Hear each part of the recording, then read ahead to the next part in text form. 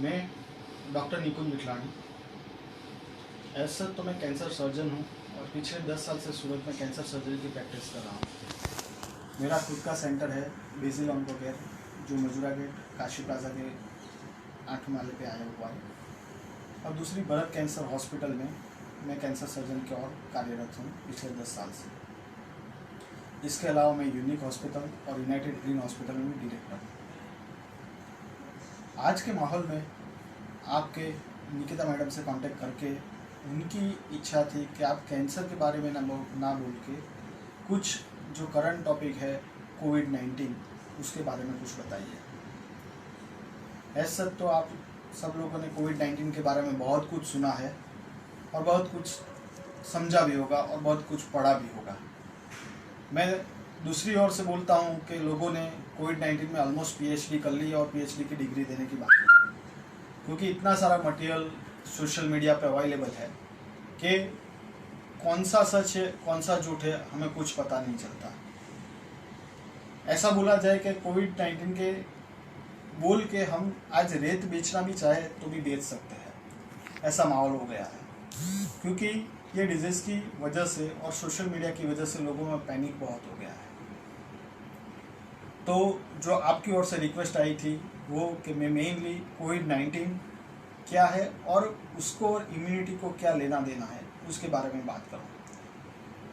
कोविड-19 basically तो एक virus है, वो सबको पता होगा कि एक कोरोना वायरस नाम की फैमिली है जो बहुत पुरानी है और उसका एक नया म्यूटेशन होकर नया अटैक होता है। तो सबको ऐसा डाउट जाता होगा कि इसको 19 क्यों बोला जाता है, क्योंकि ये पहला वायरस जो पहला ह्यूमन अटैक था जो चाइना में वुहान सिटी में दिसंबर 2019 में पाया गया, इसलिए उसको कोविड-19 नाम दिया गया, ना कि 20। बिकॉज सब लोगों को ऐसा है कि वो पहली बार जनवरी 20 में डिटेक्ट हुआ, पर ऐसा नहीं है, वो पहली बार दिसंबर 19 में डिटेक्ट हुआ था, इसलिए उसको कोविड-19 बोला जाता है। ये वायरस के सिम्टम्स क्या है, उससे बचने के लिए क्या करना है, वो आपको सबको पता है, तो उसकी डिटेल में हम नहीं जाते हैं और हम सीधा हमारे आज के जो टॉपिक है इम्यूनिटी उस पर आने के बाद आप लोगों ने बहुत सुना होगा कि भाई ये वायरस ओल्ड एज पेशेंट में ज़्यादा प्रॉब्लम दे रहा है, या जो पेशेंट को डायबिटीज़ है, ब्लड प्रेशर है या कैंसर है, ऐसे पेशेंट को ज़्यादा परेशानी देता है। क्यों? तो कि उनमें जो इम्यूनिटी रहती है उनकी खुद की बॉडी की वो कम होती है और इसलिए वायरस का जो इन्फेक्शन है वो जल्दी से फ्लेयर अप हो जाता है। तो ये इम्यूनिटी बेसिकली है क्या? सबको क्वेश्चन होता होगा कि ये इम्यूनिटी है क्या। तो इम्यूनिटी हमारी बॉडी का एक बेसिक डिफेंस मैकेनिज्म है कि जो हमारी बॉडी में कोई भी बाहर से अटैक होता है, वो इधर बैक्टीरिया हो, वायरस हो या दूसरा कोई भी डिजीज़ आता है, तो उसके सामने फाइट करने के लिए हमारी बॉडी इनबॉर्न प्रिपरेशन रहती है, एक बर्थ से भी रहती है और कुछ बॉडी अपने आप डेवलप भी करती है। तो उसको वो डिफेंस मैकेनिज्म को सिंपल लैंग्वेज में इम्यूनिटी बोलते हैं। तो ये इम्यूनिटी होती कितने टाइप की है, या इम्यूनिटी में क्या होता है और ये इम्यूनिटी हम कैसे बढ़ा सकते हैं, ये बहुत सारे क्वेश्चन आजकल चल रहे हैं। तो इम्यूनिटी में पहले शुरुआत करूँ कि जो हमें बाई बॉर्न मिलती है उसको हम इनेट इम्यूनिटी बोलते हैं। इननेट के जो हमारी बॉडी के अंदर रही है और जो हमें बर्थ से मिली है उसको इनेट इम्यूनिटी बोलते हैं। और जिसमें आती है पहली आती है वो बैरियर इम्यूनिटी आती है। बैरियर इम्यूनिटी यानी हमारी स्किन भी एक बैरियर का काम करती है। हमारी नोज़ में देखें तो आप थोड़े हेयर्स रहते हैं, अंदर की म्यूकोजा जो रहती है, तो हमारी अंदर की पूरी स्किन रहती है, वो भी एक इम्यूनिटी का काम करती है, डिफेंस मैकेनिज्म का काम करती है। तो कोई भी बैक्टीरिया वायरस को सीधा हमारी बॉडी में जाने से अलाउ नहीं करती है। और उसके ऊपर छोटी छोटी ग्रंथि रहती है, जैसे स्किन पे भी आपको पसीना आता है तो स्किन में भी वो छोटी ग्रंथि रहती है कि जो पसीने के साथ कुछ केमिकल्स सिक्रेट करती है और उस केमिकल की हेल्प से हमारी बॉडी में सीधा कुछ अंदर नहीं चला जाता है। वैसे ही नोज़ में, गले में और रेस्पिरेटरी सिस्टम में कुछ कुछ ग्रंथियाँ होती है और ख़ास करके सीलिया करके जो वेव्स होते हैं, जो हेयर्स जैसे ही होते हैं, कि जो बैक्टीरिया और वायरस को फिल्टर करने का काम करते हैं और उनको बॉडी में जाने से अलाउ होने से रोकते हैं।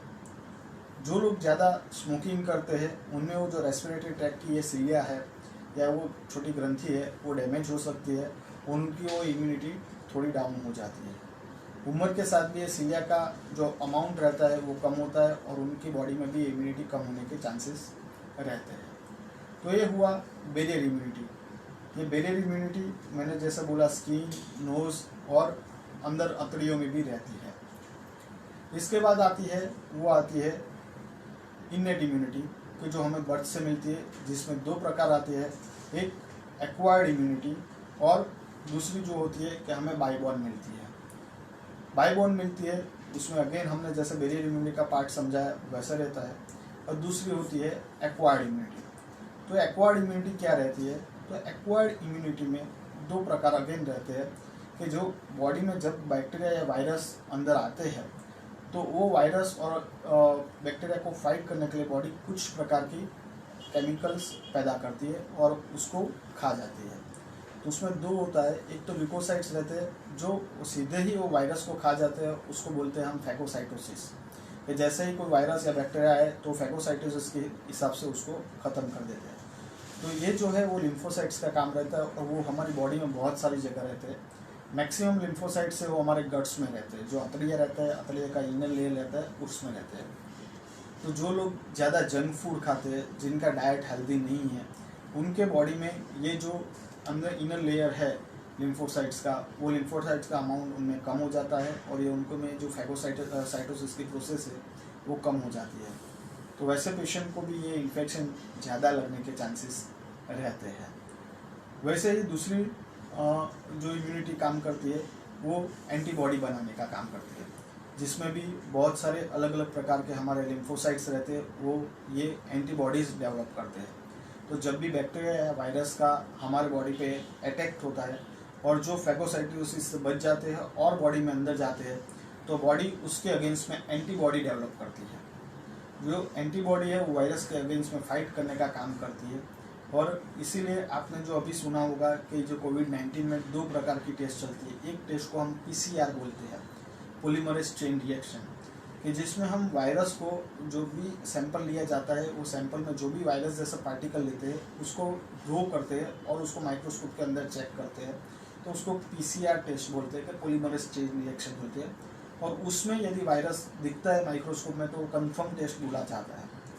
दूसरा टेस्ट आपने 2 दिन पहले पेपर में पढ़ा होगा कि चाइना से कुछ किट आई थी और वो किट का रिजल्ट अच्छा नहीं है, इसलिए ICMR ने वो किट का अभी जो यूज़ है वो बंद कर दिया है और उसको वो लोग रीटेस्टिंग कर रहे हैं कि रीटेस्टिंग में पॉजिटिव आएगी और यह किट का रिजल्ट अच्छा आएगा तो वापस उसको मार्केट में आने देंगे। तो वो जो दूसरी प्रकार की टेस्ट है वो एंटीबॉडी टेस्ट करने की, कि जब भी कोई भी प्रकार का वायरस का बॉडी में इन्फेक्शन आता है तो उसके अगेंस्ट में, वही वायरस के अगेंस्ट में बॉडी एंटीबॉडी डेवलप करती है। उसको हम दो प्रकार की एंटीबॉडी आती है, IgM और IgG। तो IgM जो एंटीबॉडी है वो शॉर्ट टर्म के लिए होती है, IgG वो लॉन्ग टर्म के लिए होती है और वो वायरस के अगेंस्ट में फाइट करने में हमें हेल्प करती है। और ये दूसरी प्रकार की टेस्ट है वो ये एंटीबॉडी का लेवल चेक करती है कि यदि हमारे बॉडी में वो लेवल ज़्यादा है तो हमें वो वायरस का इन्फेक्शन ऑलरेडी लग चुका है, वो लेवल नहीं है तो हमें अभी तक इन्फेक्शन लगा नहीं है। और IgM और IgG दोनों एंटीबॉडी के लेवल के हिसाब से वो इन्फेक्शन आपको रिसेंटली लगा है या थोड़े टाइम पहले लगा है वो भी पता चल सकता है। तो ये जो एंटीबॉडी है वो एक इमीडिएट डेवलप होती है जैसे मैंने बताया और इमीडिएट वायरस से फाइट करने का काम करती है। बट वो इमीडिएट यानी वो पीरियड रहता है 5 दिन से 21 दिन तक का भी रह सकता है। इसलिए आपने देखा होगा कि कुछ पेशेंट को इनिशियल स्टेज में प्रॉब्लम्स पड़ता है, उनको सपोर्टिव मेडिसिन देते हैं और धीरे धीरे वो पेशेंट रिकवर होते हैं। तो रिकवर कैसे होते हैं कि तब तक बॉडी में अपनी इम्यूनिटी और या एंटीबॉडी वो वायरस के अगेंस्ट में डेवलप कर रही है और बॉडी उसके अगेंस्ट में फाइट कर रही है। और तब तक मेडिकल साइंस का काम है कि वो वायरस की वजह से जो भी बॉडी में कॉम्प्लिकेशन हुई है वो कॉम्प्लिकेशन को ट्रीट करना और बॉडी को सपोर्ट करना।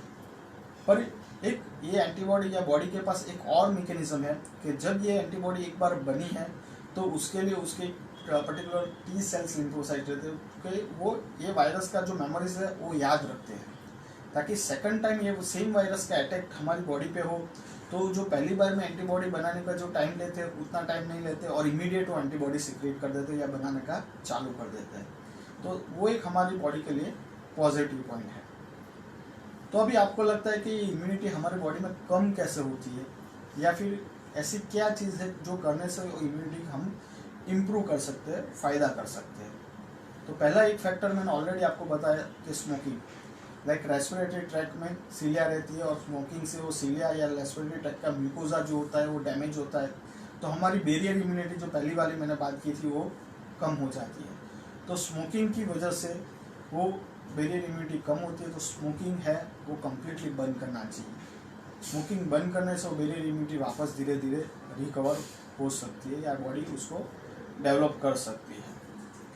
दूसरी जो इम्यूनिटी हमने बात की थी इनेट या एक्वायर्ड इम्यूनिटी, कि जो बॉडी में ये फैगोसाइटोसिस की प्रोसेस है या एंटीबॉडी डेवलप करने की प्रोसेस है, तो वो कैसे होती है। तो इनेट इम्यूनिटी मैंने बोला कि गट्स में लिम्फोसाइट्स बहुत ज़्यादा रहते हैं, और मैंने ऑलरेडी तब बताया वैसे कि प्रॉपर अमाउंट में प्रॉपर फूड नहीं लिया जाए, जैसे कि जंक फूड ज़्यादा लिया जाए तो ये लिम्फोसाइट्स को डैमेज करते हैं और वो इनेट इम्यूनिटी को कम करते हैं। वैसे ही वो हमारे बॉडी के साथ में उसमें दूसरे गट फ्लोरा रहते हैं जिसमें लैक्टोबैसिलस और बेसिलोफेगस रहते हैं। तो ये जो बैक्टीरिया है, लाइक ये बैक्टीरिया सबसे ज़्यादा हमें दही में मिलते हैं, बटर मिल्क में मिल सकते हैं। तो ये जो बैक्टीरिया है वो हमारे गट के लिए अच्छे हैं और वो लिम्फोसाइट्स को प्रिजर्व करने में या डेवलप करने में हमारी हेल्प करते हैं। तो जो लोग फैटी फूड्स खाते हैं या जंक फूड ज़्यादा अमाउंट में खाते हैं, लाइक पिज़्ज़ा, बर्गर्स, चीज़ है, पनीर है, तो उनको ये इम्यूनिटी उनके बॉडी में ये लिम्फोसाइट्स डाउन होने के चांसेस रहते हैं। तो इसीलिए एक ऑब्जर्वेशन भी है कि वेस्टर्न कंट्री में जहाँ पे जंक फूड खाया जाता है उनको ये इम्यूनिटी उनके बॉडी में कम होती है। दूसरा एक प्रॉब्लम है कि जो लोग लंबे टाइम से जंक फूड खाते हैं तो उनकी बॉडी में वो जेनेटिक इम्प्रिंट हो जाता है, ताकि उनकी ऑफस्प्रिंग है यानी उनके बच्चों को भी वो उनकी बॉडी में या उनके अतड़ियों में वो लिम्फोसाइट्स बाद में कम हो जाता है। इसी की वजह से ऐसा लगता है कि जो फॉरेन कंट्रीज है कि जहाँ पे जंक फूड का अमाउंट ज़्यादा खाते हैं वहाँ पे उनकी गट की इम्यूनिटी है वो डाउन रहती है। उसके बाद जो आती है वो मैंने जैसे बात किया था वो कि ये लैक्टोबैसिलस और उसको प्रिजर्व करने के लिए हम प्रोबायोटिक्स ले सकते हैं, या ज़्यादा अमाउंट में आप मिल्क दही ले सकते हैं। पर्टिकुलरली आपने देखा होगा कि सुमुल का एक प्रोबायोटिक्स करके दही भी अवेलेबल है, तो उसमें ये बैक्टीरिया का अमाउंट ज़्यादा रहता है, तो गट्स में जो बैक्टीरिया रहते हैं उसको हेल्प करते हैं या वो बैक्टीरिया को प्रिजर्व करने में हमारी मदद करते हैं। तो जंक फूड खाने में कम करना चाहिए और अच्छी फूड से खास करके दही है जिसमें लैक्टोबैसिलस का अमाउंट ज़्यादा रहता है वो लेने चाहिए। उसके बाद जो मैंने बात किया था वो एक्वायर्ड इम्यूनिटी का एंटीबॉडी डेवलप करने का काम। तो ये जो एंटीबॉडी डेवलप करने का काम है वो हमारे लिम्फोसाइट्स करते हैं। तो वो जब काम करते हैं या उसमें से वो लिम्फोसाइट्स का मैन्युफैक्चरिंग रहता है तब उनको भी कुछ चीज़ों की ज़्यादा ज़रूरत पड़ती है, जैसा कि उनको विटामिन की ज़रूरत पड़ती है, मिनरल्स की ज़रूरत पड़ती है।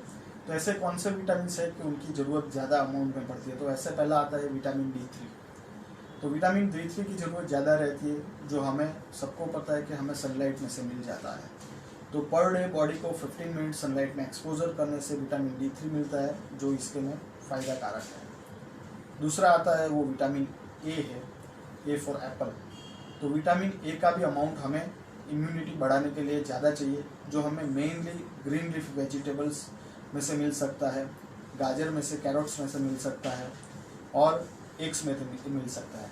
तो हमारे डाइट में ग्रीन लीफ वेजिटेबल और फ्रूट्स और सलाड्स का अमाउंट बढ़ा दिया जाए तो ये विटामिन की कमी नहीं होगी और ये इम्यूनिटी बढ़ाने में हेल्प करेगी। वैसे ही दूसरा इम्पोर्टेंट विटामिन रहता है वो है विटामिन E। तो विटामिन E कहाँ से मिलता है। तो विटामिन E भी मेनली नेचुरल फूड है, यानी फ्रूट्स और ग्रीन लीफ वेजिटेबल में से ज़्यादा अमाउंट में मिलता है।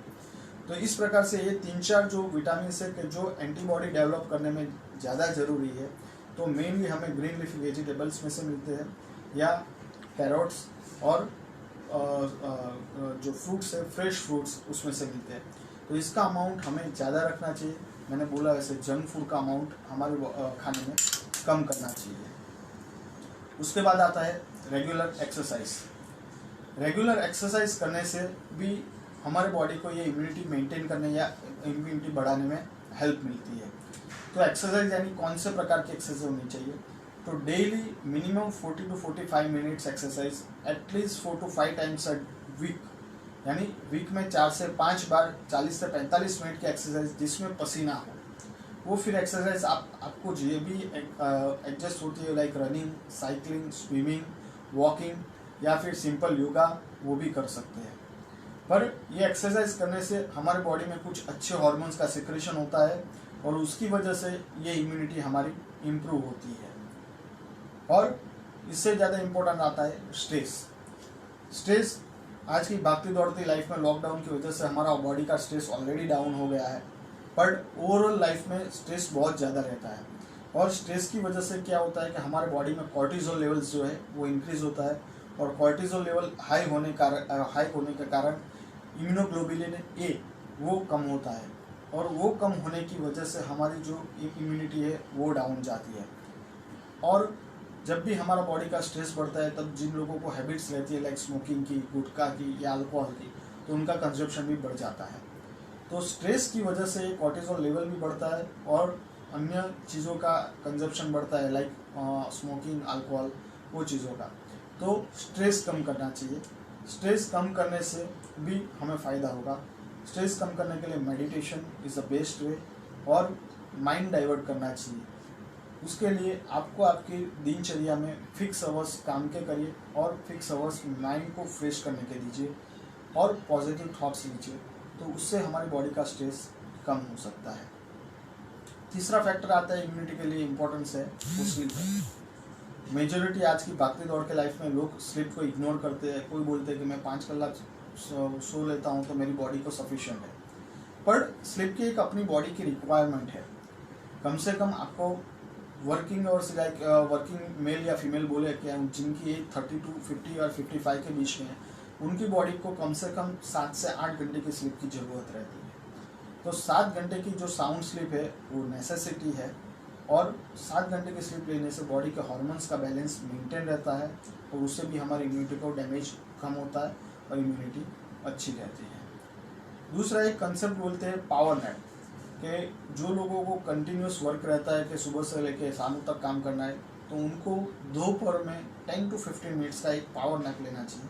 वो पावर नैप लेने से भी बॉडी एक पूरा जो बोलते हैं कि रिफ़्रेश हो जाती है, जैसे हमने कोई स्विच बंद करके ऑन की और पूरी बॉडी रिफ़्रेश हो जाती है, तो उस प्रकार से वो पावर नैप लेने से बॉडी पूरी रिफ़्रेश हो जाती है और उसकी वजह से वो हमें बहुत ही फ़ायदा कारक रहता है।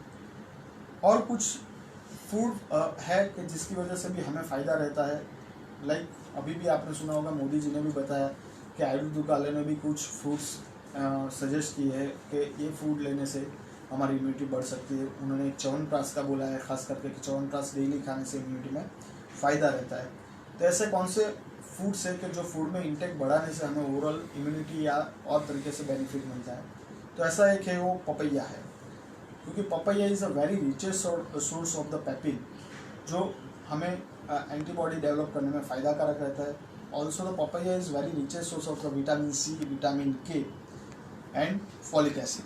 तो ये चीज़ें जो है वो पपैया में बहुत ही अच्छे अमाउंट में रहती है और इसलिए आपने सुना है कि जब लोगों को डेंगू होता है और प्लेटलेट कम होता है तो उनको पपैया का अमाउंट ज़्यादा देने को बोलते हैं, या इनफैक्ट पपैया की टैबलेट्स भी अवेलेबल हो गई थी बीच में। तो ऐसा ही दूसरा एक फैक्टर आता है कि garlic is practically we can say it is a one type of immunity booster, कि जो highest richest source of the potassium and sulphur and magnesium है, जो माइनर अमाउंट और ट्रेस एलिमेंट्स बोलते हैं उसका रिचेस्ट सोर्स है गार्लिक, और एक जात से हमारा पोटेंशियल इम्यूनल बूस्टर है।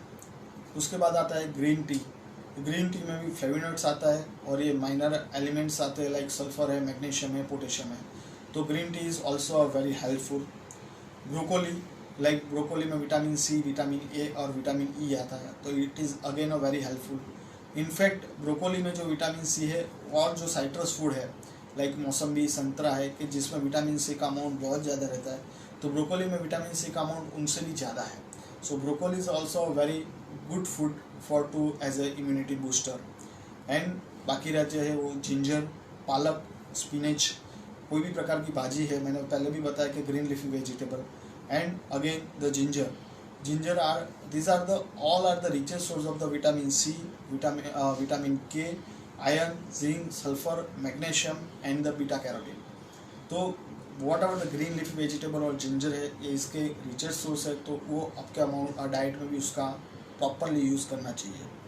और साइट्रस फूड मैंने ऑलरेडी बताया कि उसमें विटामिन सी ज़्यादा रहता है। तो ये कुछ फ्रूट्स कुछ चीज़ों के नाम हैं कि जो आपके डे टू डे फूड्स में इसको इन्वॉल्व करने से भी हमारे डाइट या हमारा डाइट बैलेंस डाइट हो जाता है, उससे हमारी इम्यूनिटी इम्प्रूव होती है। तो ऐसे मैंने बताया आपको कि हमारी बेसिक डिफेंस मैकेनिज्म बॉडी की क्या है, वो इम्यूनिटी है, और ये इम्यूनिटी को हम कैसे प्रिजर्व कर सकते हैं।